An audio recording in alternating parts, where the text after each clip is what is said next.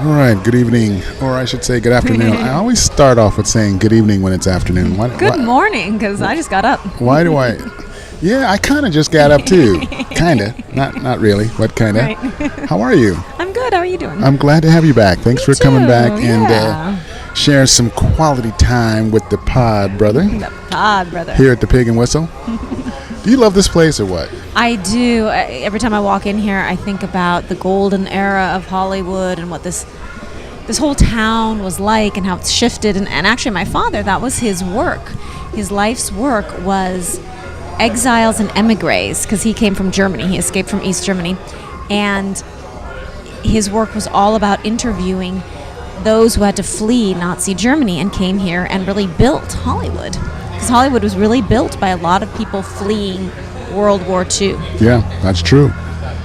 And this is like a very iconic building. It's like one of the first establishments in Hollywood. Right. There's the book back there that I didn't have time to read, but it gives the whole history of the Pig and Whistle. When I was talking to my mom right before I came here, I said, well, I'm going to the Pig and Whistle for a podcast. And she goes, the Pig and Whistle. Now that's an old-time place. That's been around. Back in the days when people cared about architecture, I mean, people can't see it. I'm looking up at these beautiful ceilings and very Art Deco, ornate. I love that sort of stuff. It's very cool. Yeah. Yeah, they don't do this kind of stuff anymore.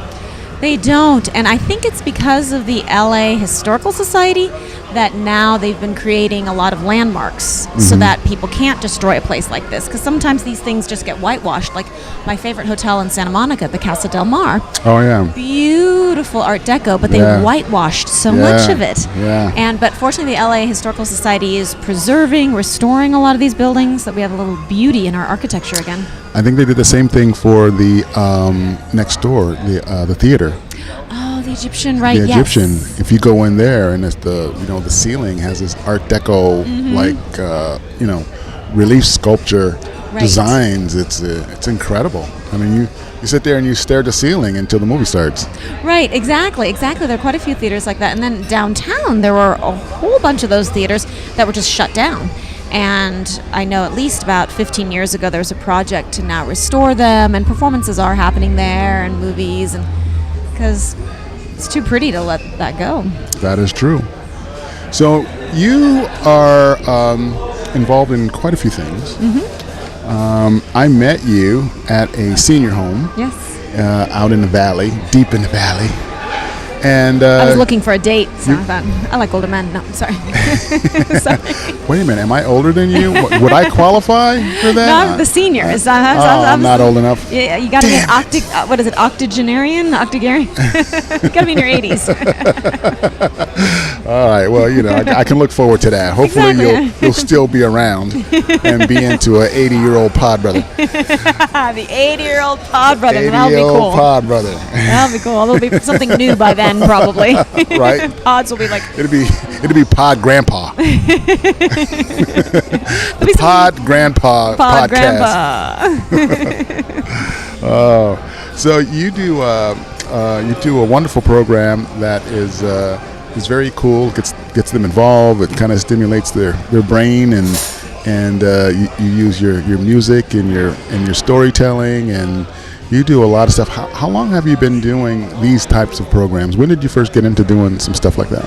Right, so what we're doing at this board and care senior facility, which is mostly memory care, I think almost everybody's diagnosed with Alzheimer's or some sort of memory impairment, and it's a modification of a program I work for and have been working for since I was pretty much out of college, called the Imagination Workshop. And the Imagination Workshop is under the auspices of the Neuropsychiatric Institute of UCLA, or UCLA's Semel Institute for Neuroscience.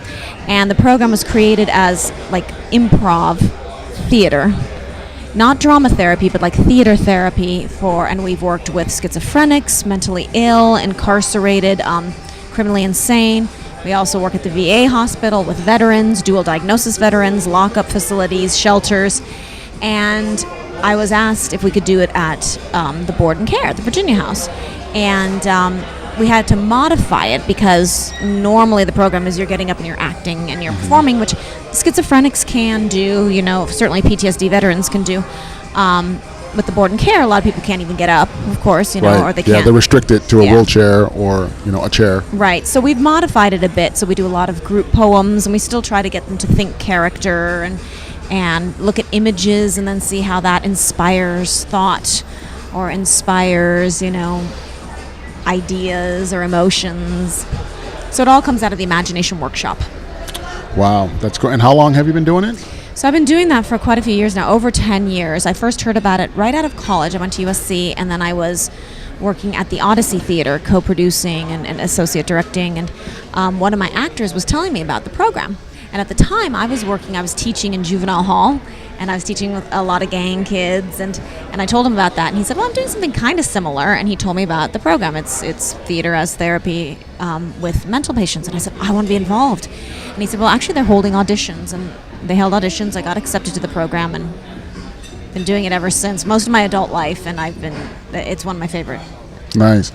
And is it a program that is restricted to you being there personally, or is it something that you can put up on like a YouTube channel or do as a live stream? Do you really need to be in front of the seniors to do it, or are you able to do it through some sort of a digital media live stream form where you're in a studio and you're like piping it out to 4 or 5 facilities? Is that possible with your program? No, not really, because the program is really about the personal contact, because it was really designed for schizophrenics and mentally ill.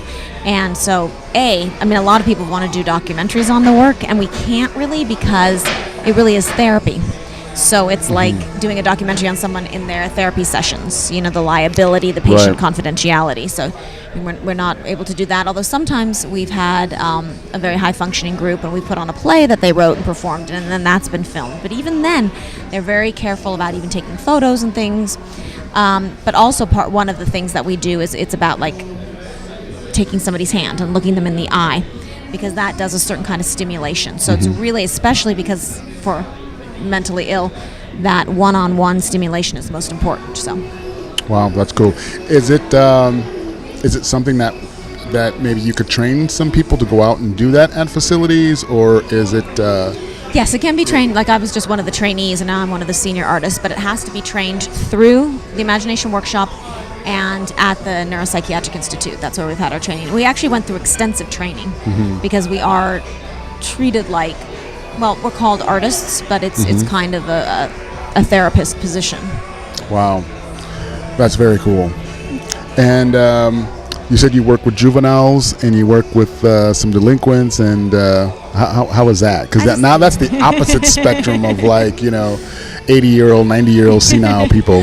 Right. How's that program? Well, again, instead of going to the board and care, I thought I'll go to juvenile hall, look for a date. I love those gangbanger boys. So you got to be a gangbanger or 80 years old. Yep. The guys in between, not a chance. No shot.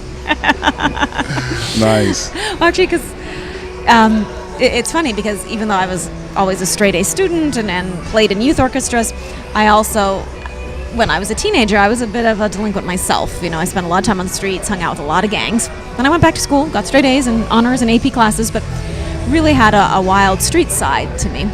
And I never quite let go of that. But then when I was 20, you just don't do that anymore. I couldn't do that anymore. So, but I enjoyed working with the kids because I could relate to them. Although these guys aren't kids. 14-year-old who has bullet wounds in his body and is killed. That's not a kid. That's a young man. Yeah. You've lost a lot of innocence. Yeah, the innocence by that is gone. time. Yeah, right. In that environment. Right, exactly. So these are young men, but they still are. Their brains are still developing. They still are young, and so I could relate to them. So actually, I really enjoyed working with at-risk youth and in the prisons. And well, your cerebral cortex that allows you to make rational decisions isn't completely developed until you're 25. Exactly. So it doesn't matter even if you're not gangbanging on the streets. Right. And you still have the propensity to make bad decisions. Even before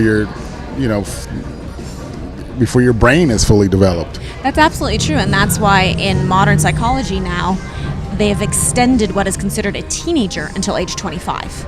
So in psychology and in therapy, you will treat, I don't mean patronize, but you will consider a young adult who's under 25 to still be a teenager and then approach the therapy from that point. So yeah. Well, you have a video that we want to see. I want to check that when we come back. I want to take a little bit of a break. Okay. And then when we come back, let's jump into what your video is. And you can explain to us what you're doing and where you're going and how you came up with that idea. And we'll dive more into Christina. And then also I want to see if we can get Christina, who's still in Louisiana right now. Oh, cool. See if we can FaceTime her in. Oh, great. Neat. So we will be right back. This is the PodBrother. We're at the Pig and Whistle. This is Hollywood Boulevard podcast, and I'm with Christina, and we will be right back.